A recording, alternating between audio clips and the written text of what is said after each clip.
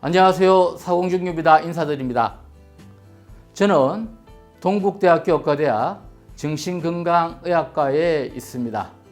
먼저 2020년 동아시아 시민사회 자원봉사 국제포럼에 저를 초대해 주셔서 진심으로 감사의 말씀을 드립니다. 그리고 오늘 이 포럼에 함께 하신 여러분들께도 감사 인사를 드립니다. 힐링닥터 사공정규가 오늘도 여러분을 응원합니다. 우리나라에 코로나19가 1월 20일 날 첫 확진자가 발생했고요. 2020년 2월 18일 날 코로나19 확진자가 대구에서 발생을 했습니다. 소위 31번 확진자가 첫 발생하였죠. 그리고 이것이 대규모 지역 감염으로 진행되면서 대구에는 코로나19 확진자가 걷잡을 수 없는 속도로 확산이 됩니다. 2월 29일에 대구에서 코로나19 확진자 수가 누적 확진자 수가 2,000명을 넘었고요. 그 당시 하루 확진자 수가 500명에 가까운, 그러니까 코로나 확진자의 증가 수가 최정점에 이르렀습니다.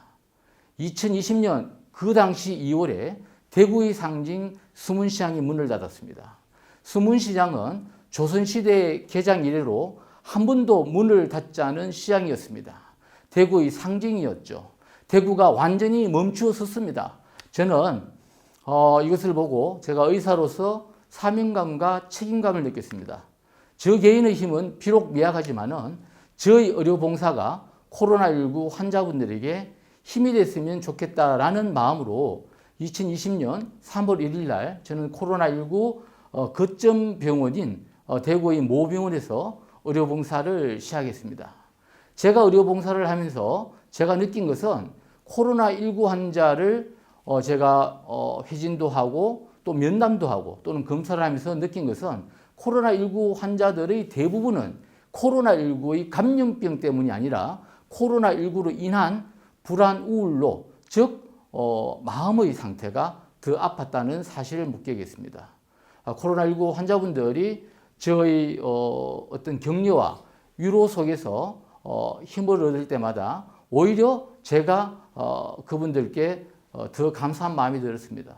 그분들은 저에게 감사함을 표했지만은 저는 그분들의 감사함에서 저희 정신과 의사로서 사회적 소명감과 정체감을 더 높일 수 있었기 때문이죠. 4월 달에 아마 경기연구원에서 코로나19 불안 우려를 조사한 바가 있는데요. 국민의 47.5%가 코로나19로 인한 불안 우울감을 경험했죠. 다른 말로 하면 국민의 반이 코로나19로 인한 불안 우울을 경험했다는 뜻이고요. 당시에 이제 대구가 코로나19가 가장 이제 심하지 않았습니까? 대구의 경우에는 65.3%가 불안 우울을 경험한 거죠. 즉 대구 시민의 3분의 2가 불안 우울을 경험한 거죠. 또한 코로나19의 스트레스가 우리가 암이라든지 뇌질환이라든지 또는 심장질환 같은 중증 질환보다도 오히려 1.3배나 더 많았다는 보고가 있습니다. 그리고 이후에 모 기관에서 4월, 6월, 9월을 계속 연이어 조사를 했는데요. 코로나19로 인한 불안 우울감을 경험했다는 응답이 각각 54.7%, 69.2%, 71.6%로 계속 증가 추세에 있다는 것입니다. 그래서 제가 오늘 드리고 싶은 말씀은 제가 코로나19를 마주한, 제가 코로나19 의료 자원봉사를 하면서 느낀 그 경험과 이러한 연구조사들로 볼 때 사실은 우리가 코로나19 팬데믹에도 대비를 해야 되지만은 실제로 우리나라 국민들의 여러 상황이나 제가 환자의 경험으로 볼 때는 코로나19 멘탈데믹에 대비해야 된다는 말씀을 드리고 싶습니다. 소위 말해서 감염병에 대한 예방도 중요하지만은 멘탈데믹에 대비한 심리적 방역도 중요하다는 말씀을 드립니다. 불안이란 것은 안전하지 못하다는 말인데요. 불안은 친숙하지 않거나 위협적인 환경에 적응하고자 할 때 나타나는 가장 기본적인 반응입니다. 불안은 인류 태초부터 함께 했습니다.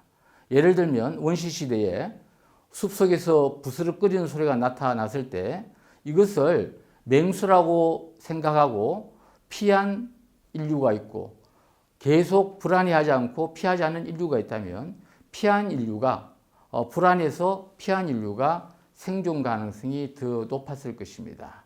제가 드리고 싶은 말씀은 불안이란 것은 우리 삶을 파괴하고자 하는 목적이 있는 것이 아니라 생존 본능에 기능한 가장 기본적인 반응이고 가장 일반적인 반응이라는 말씀을 드립니다.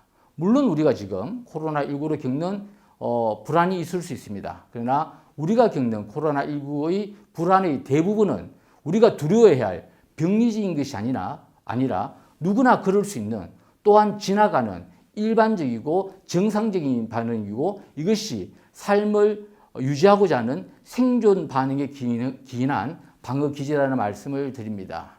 그래서 제가 말씀을 드립니다. 우리가 코로나19로 겪는 불안은 불안에 대한 새로운 해석과 수용을 통해서 창조적 동기와 희망으로 나아갈 수 있다는 말씀을 드립니다.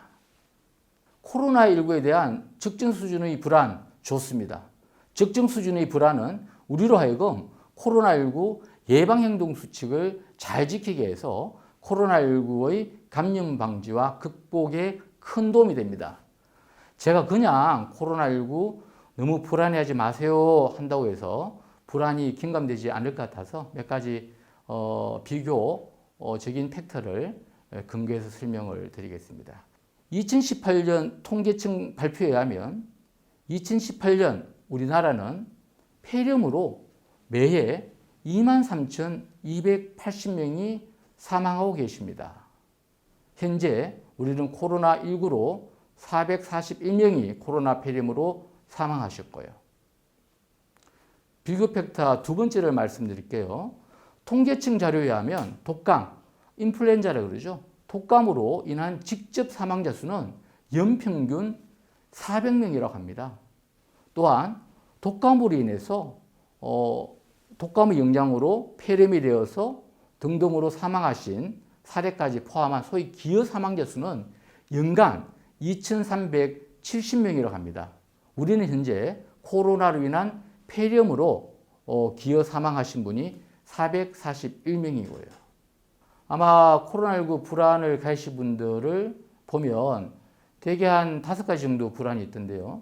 처음으로 말씀을 드리면요.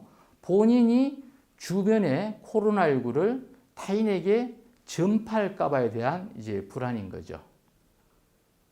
코로나19 예방 행동 수칙을 잘 지키면 코로나19의 주변으로의 전파 우려는 크게 걱정하지 않아도 된다는 말씀을 드립니다. 예를 들면요.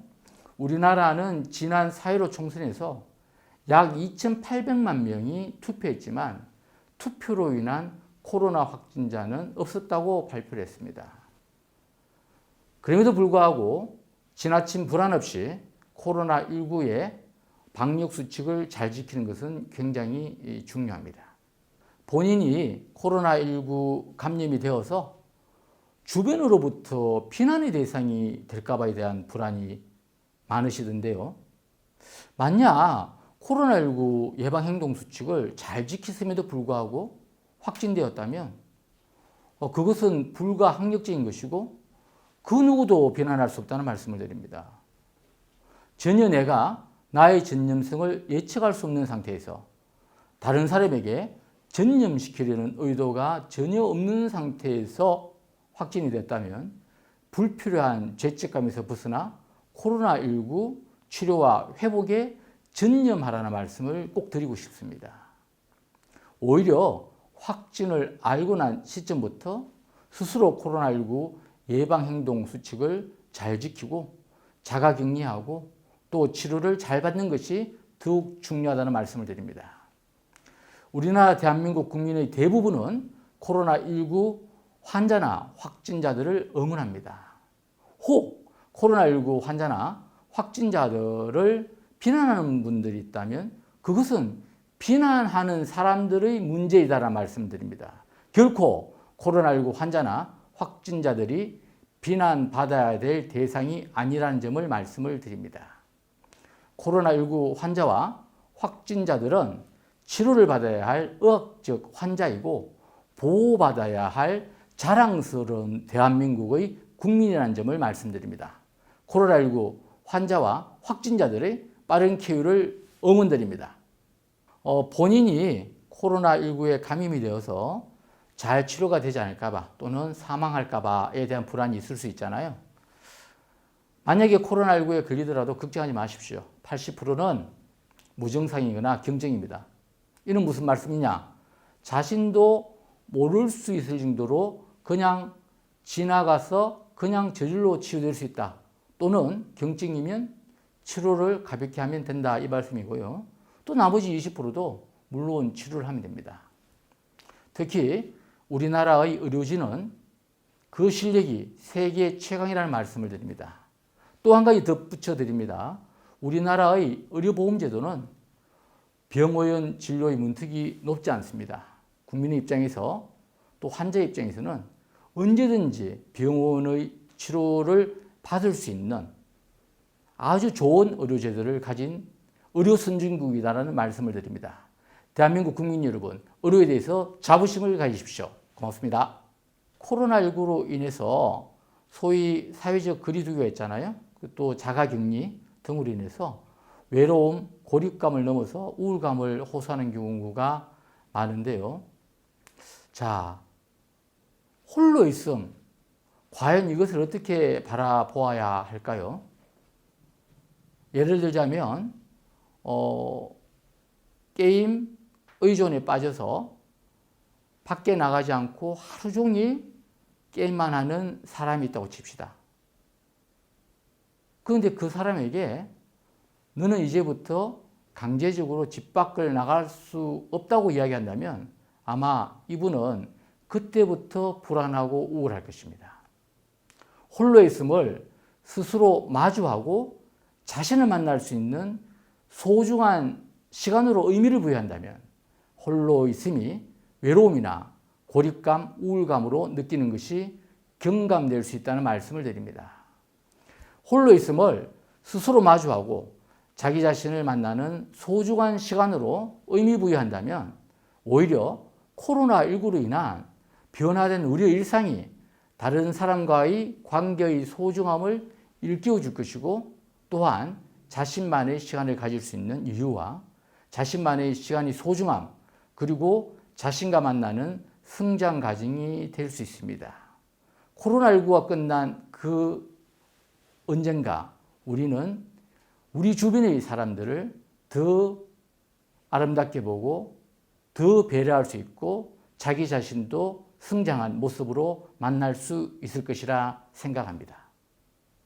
코로나19가 끝나지 않을 것 같은 불안으로 이제 희망을 잃고 무망감, 우울감을 호소하는 분들이 있습니다.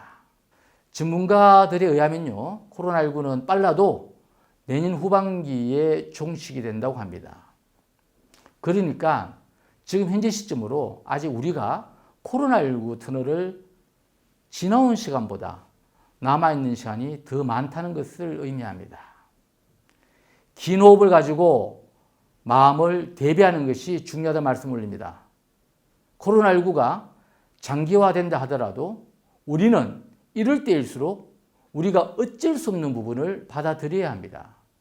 우리가 바꿀 수 없는 일은 수용할 수 있는 의연함을 가져야 합니다.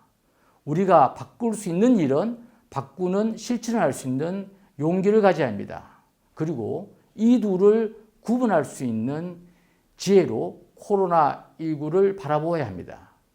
코로나19가 장기화된다는 것을 받아들이고 우리는 코로나19의 극복을 위한 예방 행동 수칙을 잘 지키면 된다는 말씀입니다. 그러나 어떠한 경우에도 코로나19는 끝이 납니다. 감염병이 끝나지 않은 역사는 없습니다. 이 또한 지나갑니다. 여러분들을 응원드립니다. 제가 오늘 여러분들과 함께 코로나19 불안 우울 어떻게 볼 것인가에 대해서 말씀을 나누었습니다. 이제 마무리 말씀을 좀 드리겠습니다. 우리는 모두 마음의 트라우마를 안고 살아가는 사람들이고요. 우리 사회도 우리 대한민국도 더 나아가 우리 인류도 사회적 역사적 트라우마가 있습니다. 이번 코로나19 위기는 위험이자 기회이기도 합니다. 우리는 지나친 불안 없이 코로나19 예방행동 수칙을 잘 지켜야 하고요. 또한 코로나19의 시간을 나 자신을 바라보고 나 자신을 성장시키는 소중한 시간으로, 그리고 타인을 비난하는 것이 아니라 서로를 배려하고 서로를 응원하는 마음으로 맞이할 때 코로나19 멘탈 데믹을 극복할 수 있다는 말씀을 드립니다. 우리와 우리 사회, 더 나아가 우리 인류는 코로나19 스트레스 반응이 아니라 코로나19 후 성장으로 나아가야 합니다. 함께해 주신 여러분들께 감사드립니다. 여러분들을 응원합니다. 고맙습니다.